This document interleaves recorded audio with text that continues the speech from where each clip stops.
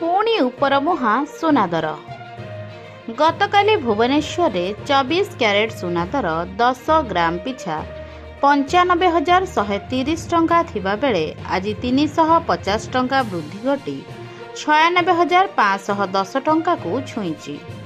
22 carrot सुनार मूल्य गतकाली 87,200 टंका थिबा बेले आज 350 टंका वृद्धि पाई 87,500 टंका को छुईची। गतकाली 18 क्यारेट सुना दर 71,350 टंका थिबा बेले आज 280 टंका वृद्धि पाई 71,630 टंकारे पहुंची। सेहीपरि भुवनेश्वर रे गतकाली रूपा 1 केजी पिछा 1,08,000 टंका थिबा बेले आज 1,000 टंका वृद्धि पाई 1,09,000 टंकारे पहुंची। आगको आहुरी बढ़ी पारे सुना दर। खूब शीघ्र 1 लाख पार करिबो सुना दर।